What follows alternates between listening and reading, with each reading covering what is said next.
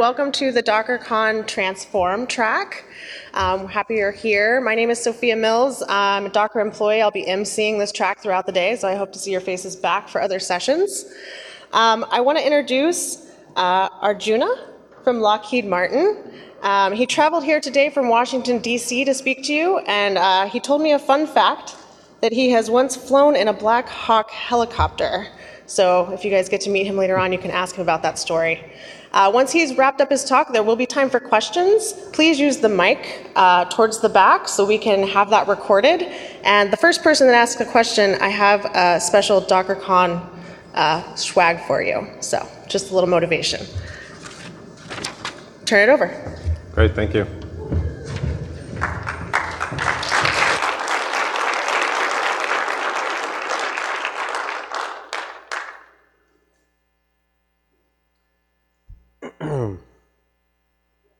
Good afternoon. Is this working? Can you hear me all right?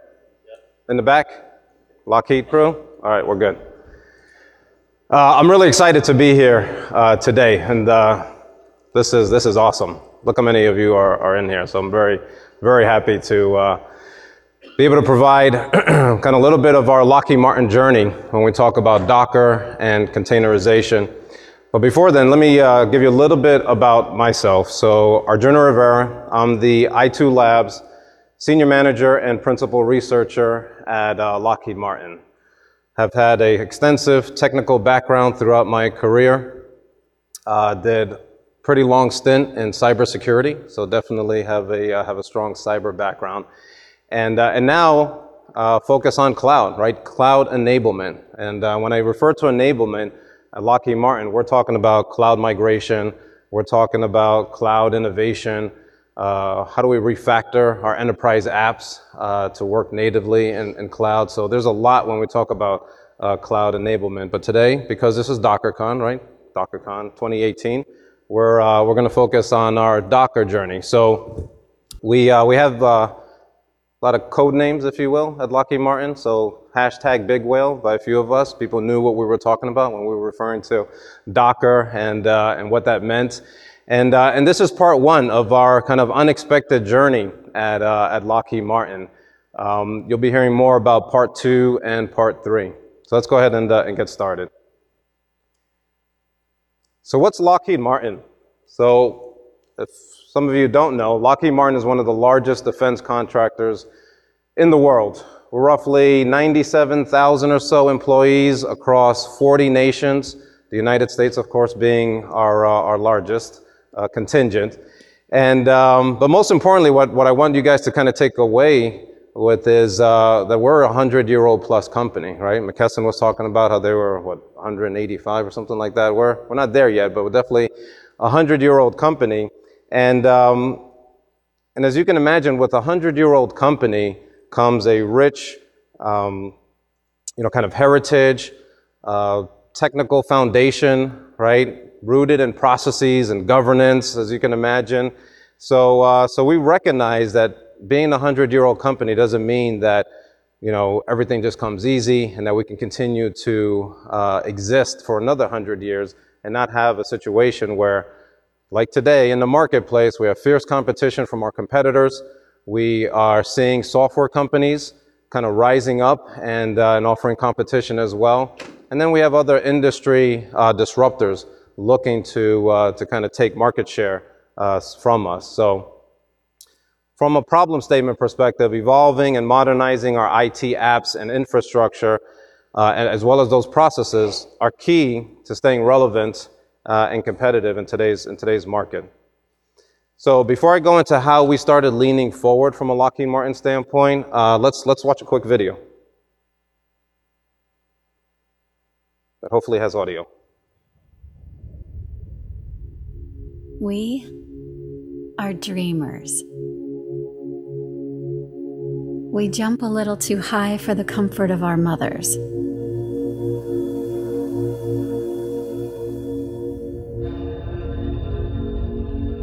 Like to keep our heads in the clouds and stay up too late building our toys. Sure, we may be a little different from the rest, but we like it that way. It's what makes us unique. Because it takes a courageous person to turn dreams into reality. And when we dream big. No other company in the world has the opportunity and the ability to create the dreams of today for a better tomorrow. Our mission is not for the faint of heart, because our calling is to take the impossible and to make it possible. These innovations are making a difference in our world and well beyond. As leaders in the industry, we are setting the standard for excellence, where there is often little to no room for errors. Our legacy has been a part of writing global history, and one can only imagine what we will create next. So we are a little different than the rest, and we like it that way. It's what sets us apart to create, build, and advance our legacy far into the future. The best is yet to come, and we can't wait to see what these visionaries will do next.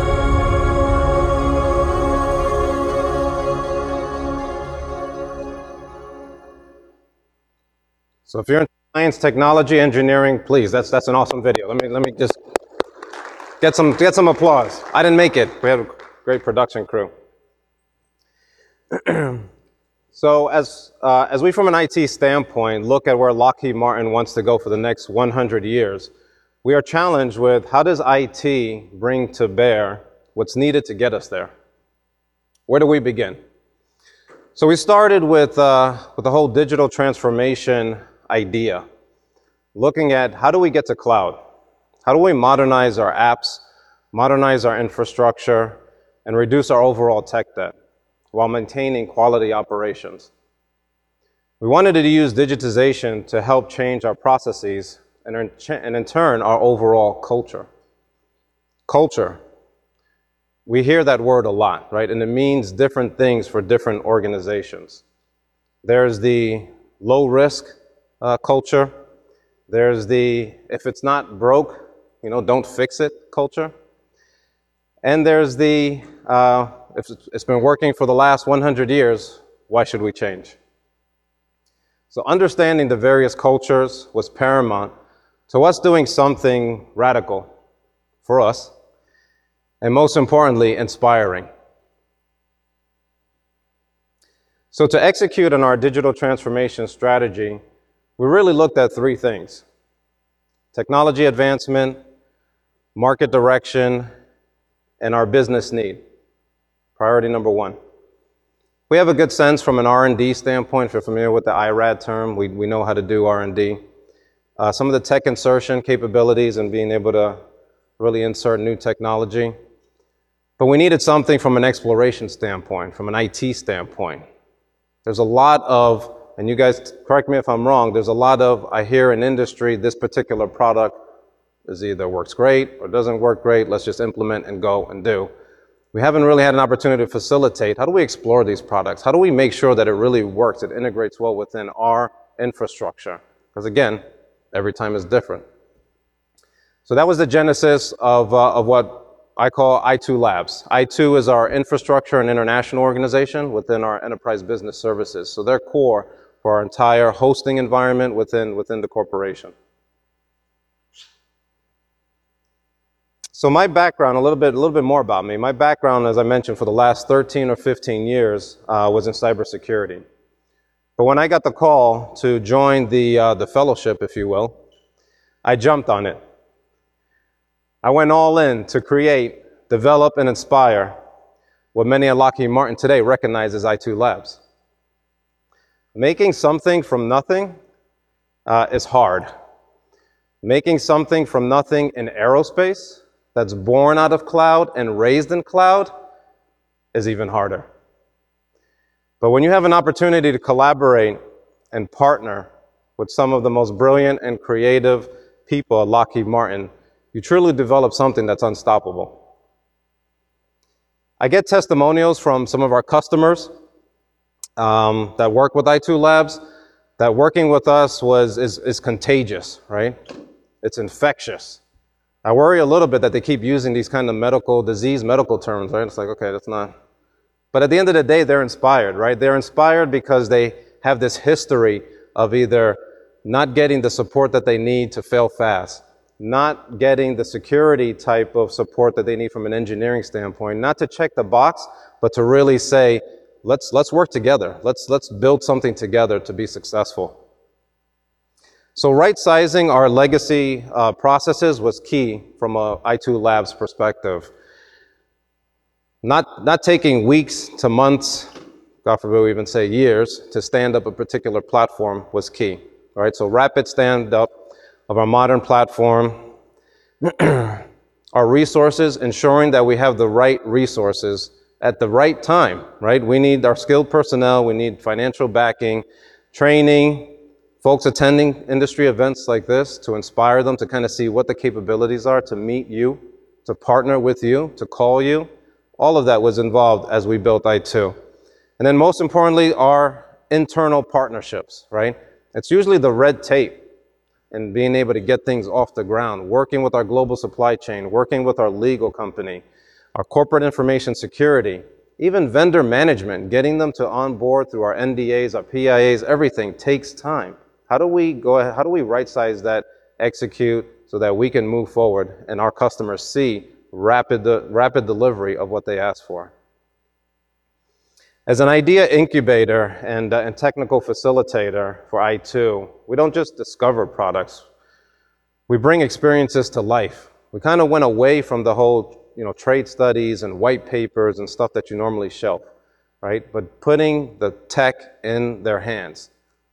It's great because some of it sometimes acts as like a gateway to like, I gotta have this, right? It's actually running internal. What do I need to, hold on, let's work through the process. We're happy to help you, right? You build up that pent up demand and you're able to deliver.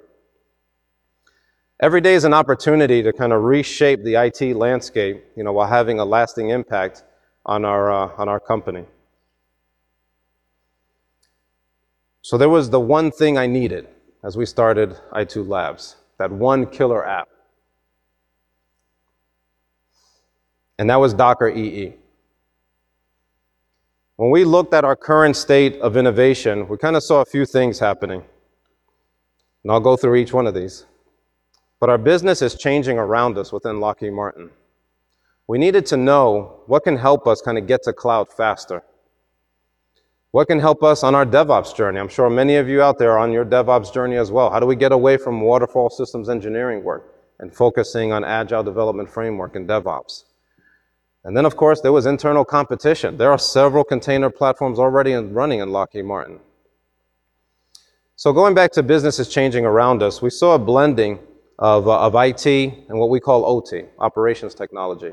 Okay? What we deliver from a desktop standpoint to what's run on the manufacturing shop floor, building our F-35s, our LCSs, and so forth, radars and satellites.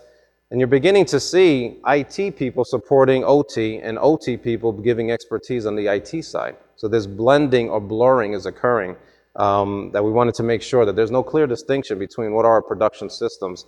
So really understanding what's going on there. We're seeing our programs need a faster engagement with IT. So how can we rapidly deploy new capabilities to them based off of their requirements? And also we're seeing internally containerization and cloud, really meaning that programs are becoming more self-sufficient, not needing the hand-holding of days past from an IT standpoint. Docker EE seemed to help. What can we do to get to cloud? Perfect. Focus on modernization, right, of our applications and infrastructure. We're seeing customer requirements to run code on-prem as well in the cloud. So we're looking at, okay, what will give us hybrid cloud type of capabilities? And then as well, decomposition of monolithic enterprise applications. We have thousands of enterprise apps that just either folks don't know what they are anymore. We don't have the people anymore to maintain them. So we want to make sure that we're looking at refactoring those apps, modernizing those monoliths, and really focus more on a microservices type of architecture. So what can help us on our DevOps journey? Docker EE again. We wanted to provide an enterprise containerization as a service, or CAS, as you guys know. We had an enterprise need for a trusted image repository. We have so much great work that's happening across our business areas and our programs, but we're also seeing duplication of effort. We're not seeing the level of sharing and reuse that we would love to see from an enterprise standpoint. And then most importantly, providing that common platform for test and production code, Docker EE. And then last but not least, there are several container platforms, running across the corporation. We had Red Hat OpenShift, AWS from an ECS standpoint at the time, you name it. But from an enterprise standpoint, we wanted to go as native as possible, right? Deliver something that's standard from an OCS perspective. Out of the box, Docker EE provided out of the box security and controls and management that we wanted. And then finally, showing our developers that we can provide them a platform where they can integrate their CI/CD pipelines. So these are just a few examples of why we went down the Docker EE path. But we didn't stop there. We wanted Docker EE to be the first major platform we piloted through our new Agile development framework. And it's been widely successful. I'm going to go over these quickly so we can continue on with the I2 Lab story on some of these items. But from a discovery standpoint, that's our kind of entry vehicle, if you will, when we look at experiment identification, definition, evaluation, and review. We go through within labs, what does that discovery process look like? And really what I wanted to offer our company is end-to-end solutions. When you come into I2 Labs, we take care of the security type of work, we take care of the global supply chain, the legal, you name it, vendor management, everything is baked into that discovery phase. So that when we get to that discovery authorization to proceed, we have as clean as a handoff as possible to give it to the discovery team, our agile development team, where they can go ahead and as seamless as possible be able to continue to run to make what was in labs a reality. After development, we have an alpha, beta, and a GA with hopes of deprecating and retiring legacy applications. And one of the biggest changes that we're looking at as we're doing is moving away from the whole set it and forget it, right? We want to focus on minimum viable product. We want to go minimum delivery of services and products, and then iterate. What are those features that our customer wants? What are those other enhancements that we need to perform? What are additional requirements that we may need to meet? And then continue to reiterate on that service with the 1.1s, the 1.2s, etc. So I'm going to talk specifically on our discovery phase for Docker EE within I2 Labs. And I'll tell you, it was just a phenomenal experience. I'm not getting paid by Docker at all, but I have to tell you, the engagement with our Docker federal point of contact, Chris Cyrus, I see Chris right there, right, was one of the best engagements you can have with a vendor. He came in and talked partner. He's like, yep, I can help you. And oh, by the way, I'm going to bring my A team with me. So Chris brought Brian Burns, Glenn Hirsch, Andy Klemenko, Andrew Weiss. Huge. These guys were phenomenal in kind of working with us as we kind of took that first step into Docker. So step 2 was that Docker offered a relatively low cost, low risk option for us to stand up Docker EE cluster called the Docker Accelerated Program. And it was awesome. It was like just what we needed. 10 node cluster. We got some solutions architect time. I think it was about 3 days. We sat with Andy in our office down in Crystal City. And then, of course, the professional services once we had the environment up and running. But didn't stop there. Training recommendations. We did training in Orlando, full bore. We brought in our apps, our infrastructure, our security team, business area folks. They loved it. We were inspiring them. They're like, we got to get our hands on this technology. And then, of course, Docker Chris and team helped us on how do we promote what we're doing here, right? It's very new. We had some folks that thought that we were talking about a pair of slacks. And it's like, no, not Dockers, right? It's Docker. Okay, maybe that didn't go over too well. Anyway, but there was a lot of education, as you can imagine, right?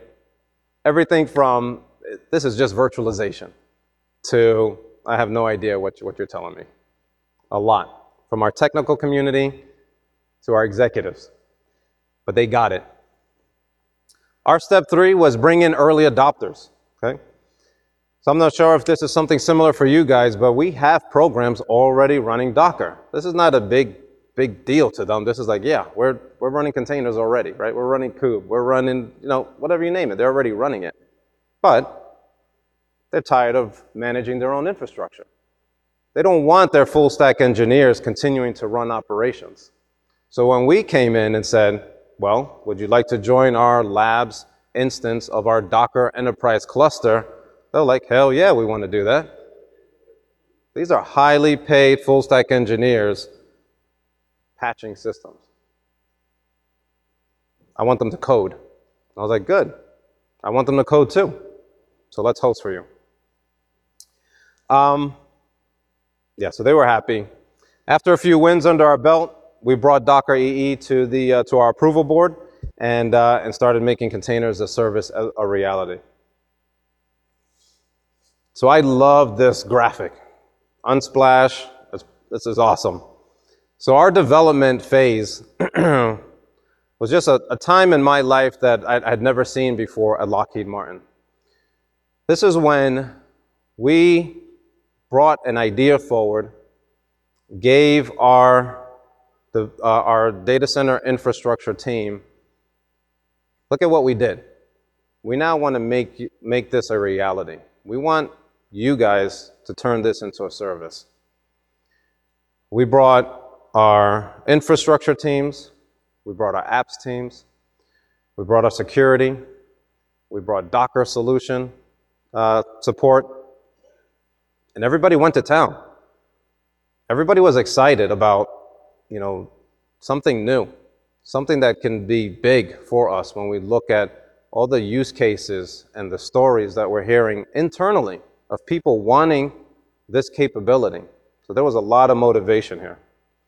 This was also the first, one of the first big forays into our agile development team, right? We're still early in that agile kind of story. And everybody kind of pulled together. There were several requirements, architecture requirements, security requirements that went through our overall kind of development process. Must run out of AWS GovCloud, just a must. Native AWS services. We're not doing any lift and shift, period. It's dumb. We're not doing it. We want automation. We want to be able to scale. Security is paramount at this level. So they went to town. Now this is just a high-level depiction of our architecture. As some of you may know today, or learn if you're early in your Docker journey, but traditional security tooling does not work well in a containerized environment. Traditional vulnerability scanners, intrusion detection, logging, etc., they're not built to handle this level of modern technology. Overlay, networks, software-defined networks, ephemeral existence of containers. You don't know how crazy, we were driving our scanning team crazy. They're like, hey, we're scanning these containers one day and they're not there the next. What's the deal? I was like, yeah, that's how it's supposed to work. The thought of microservices is kind of like traditional security tooling, not going to want, but the list goes on and on. But similar with traditional performance and health monitoring, we did not really have what we needed to meet not only our security, but also our performance requirements. And why we looked at the third-party solutions like Aqua, like Sysdig. I mean, Docker EE already came with a strong security model, but we needed additional tooling to meet our requirements. We wanted runtime, type of scanning. this additional kind of threshold logic, right? If you're seeing certain activity, right, kill it. So under our test, Sysdig was our preferred from a health and performance monitoring platform for EE. And believe me when I say this is just a very minimal depiction of what is behind and all the work that's been put into developing this architecture. Finally, from a Docker EE cluster, we're running UCP, DTR, and our worker nodes, on top of RHEL, Ubuntu, Jenkins, Node, and so forth.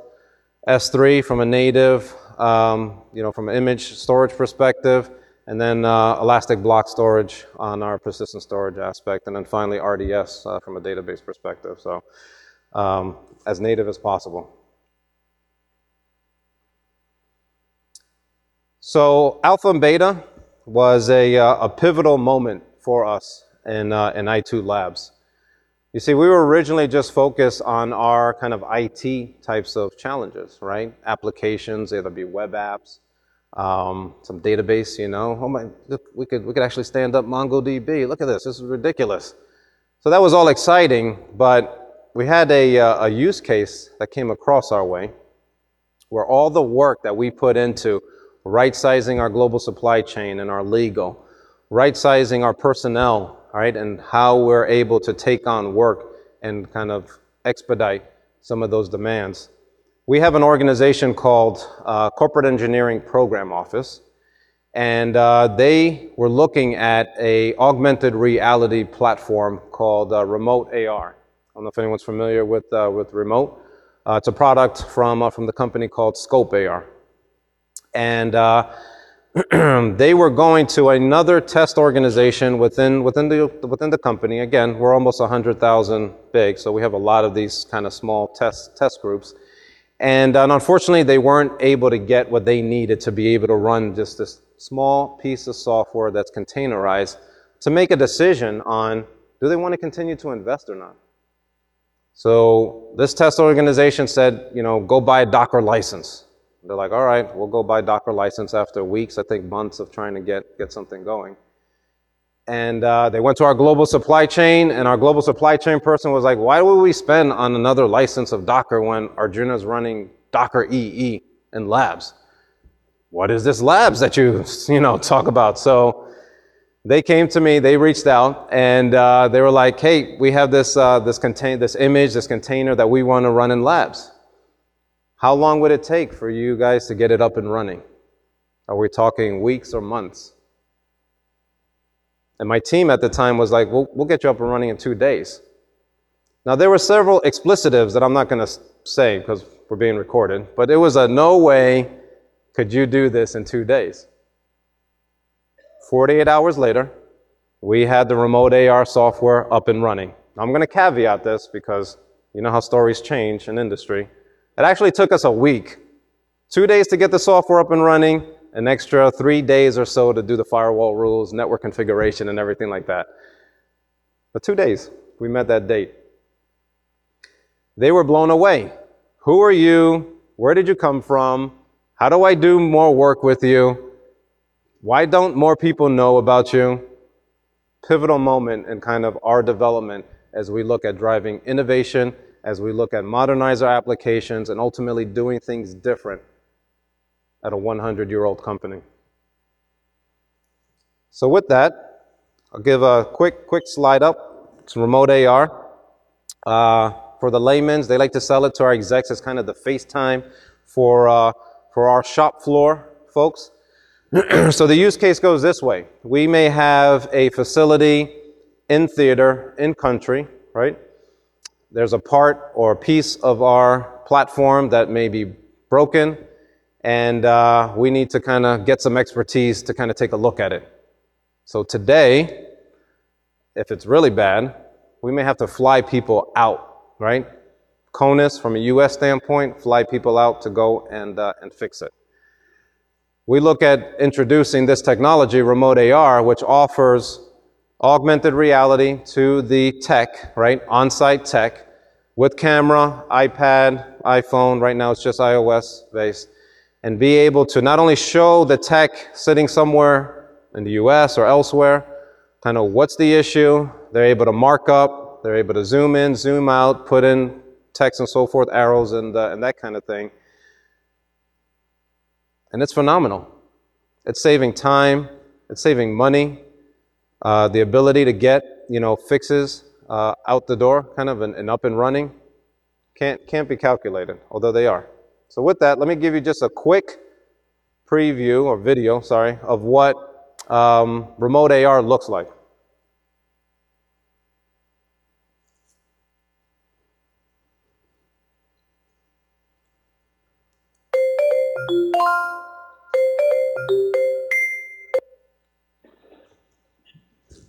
Hello.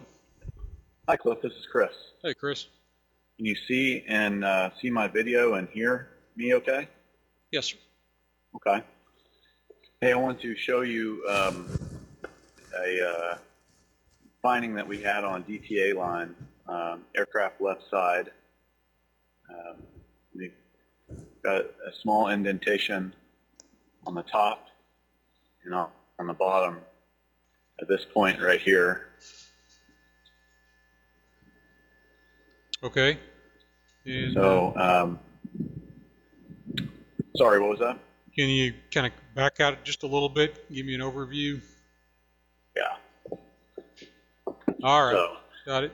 So you're back at the canopy hinge area? correct. So let me give you those part numbers. Okay.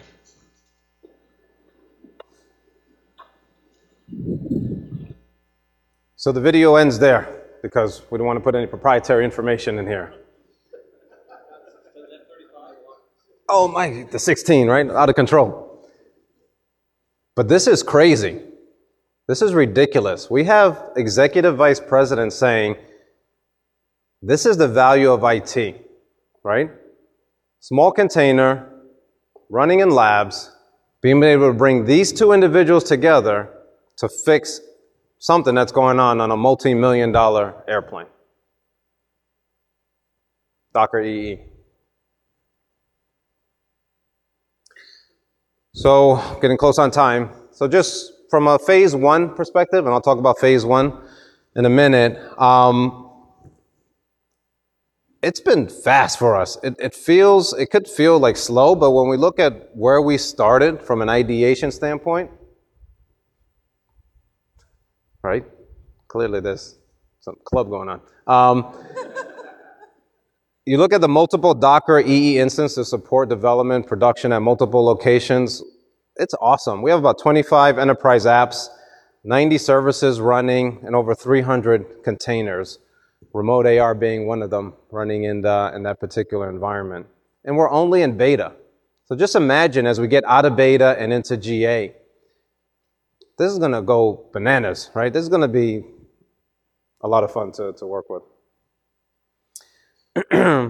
So Docker EE for us at Lockheed Martin is a multi-phase approach. We've been talking all this time about our phase one, right? From discovery to development to alpha to beta. We're on the cusp of getting into our GA, general availability standpoint. So that's kind of our Docker in cloud offering, service offering, out of AWS and GovCloud.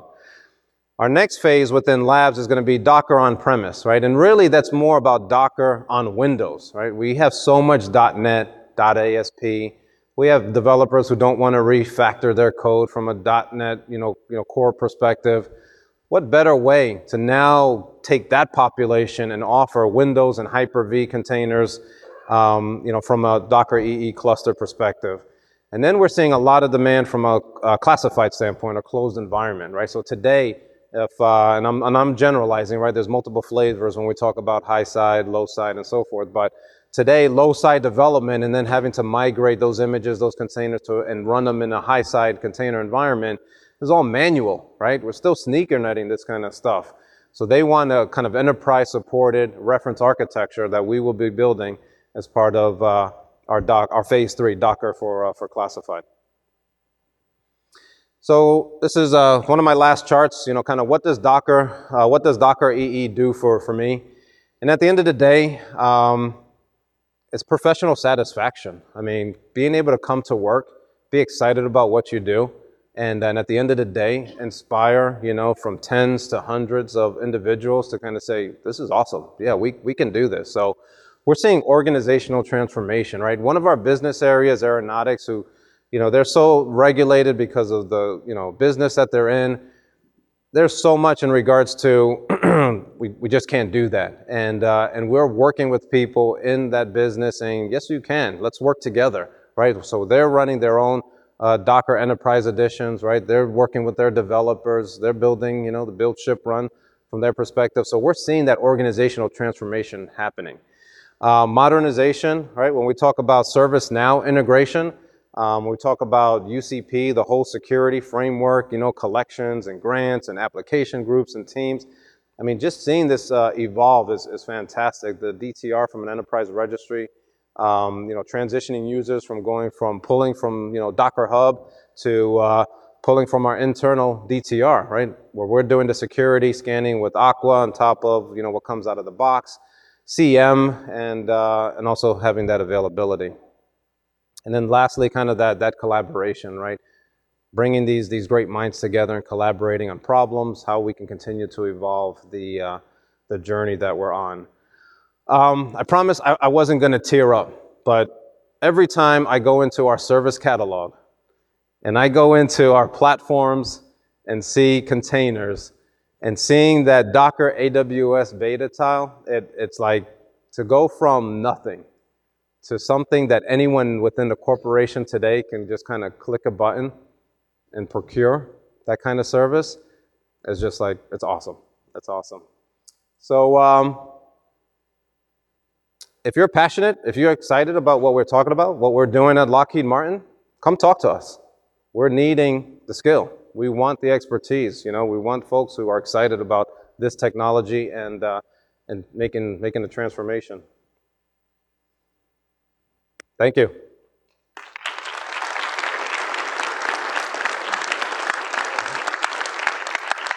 So we have 5 minutes for questions. You could go to the mic.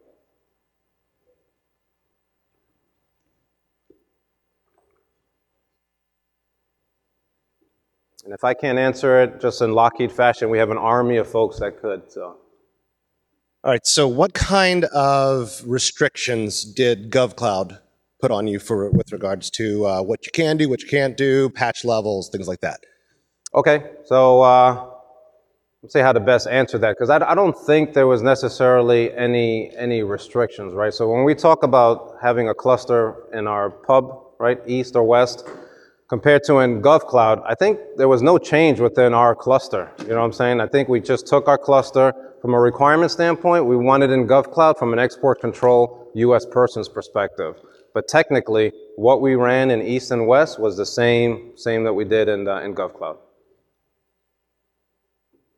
Thank you for that. Awesome presentation. I'm going down trying to get Docker into our organization. We're just starting out. Mm-hmm. What were some of the things that you had to overcome with all of those old legacy apps and getting them into a containerization? What were some of the success stories that you had to? Yeah, we don't have enough time to answer that. No, I'm just kidding. So there were multiple challenges at all different levels, right? So I know you're focusing on kind of the app standpoint. And again, we're still early. We're still early in kind of this journey. So we don't have everything under our belt and kind of what was successful and what not. But I will tell you, when we took, for instance, we're a big SharePoint shop, right? And it's like, we're tired of SharePoint. You talk about the monoliths of monoliths. Yeah, there's SharePoint.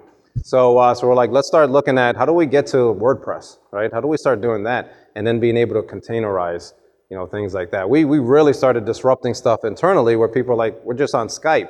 And I was like, well, we don't have to be on Skype, right? I can't stand closing out my window and I don't have any persistence chat with Skype, right? So within labs, we're like, well, let's containerize an open source software called Rocket Chat, right? And we just kind of threw that in labs. MongoDB, regular app, I don't know, it's a few megabytes running all together. And no promotion, no marketing, word of mouth. We have about 7,000 people logged in, right? And using it. It's like, this is awesome, we want to use this. So greenfield kind of apps, we're doing that. And we're in the process now of kind of looking at how do we refactor some of these enterprise apps right? Decompose them from a microservices standpoint to be able to easily containerize them and get them in cloud. So TBD, look for part 2 and part 3 that will have kind of that progression moving forward. But thank you for the question. Awesome. So when you showed that diagram of how you guys sort of integrated Docker EE in your pipeline, how do you choose what connects to it? Like you had your object store and you had your like relational. How do you choose what gets access to it and what doesn't? I don't know if I'm smart enough to answer that question. Okay. I may have to phone a friend. Any of the other Lockheed folks wanna say anything about that? Was there a specific decision criteria on? Just add, I mean, Come up to the mic, Wayne. I don't know if I fully understand the question, but I think basically for the Amazon services that we have, we've picked sort of the best fit resources for S3 we're using for image store. EBS volumes we use for both the control data as well as application data. So we kind of pick the best fit, and we're also leveraging RDS rather than in some cases containers so that we have direct connection. Did that help? Any others? Uh-oh, we're over time. I'm getting the hug. Can we do one more? Well, you tell me. I'm not going to do it. Thank you so much. Let's give a round of applause for Juna for presenting.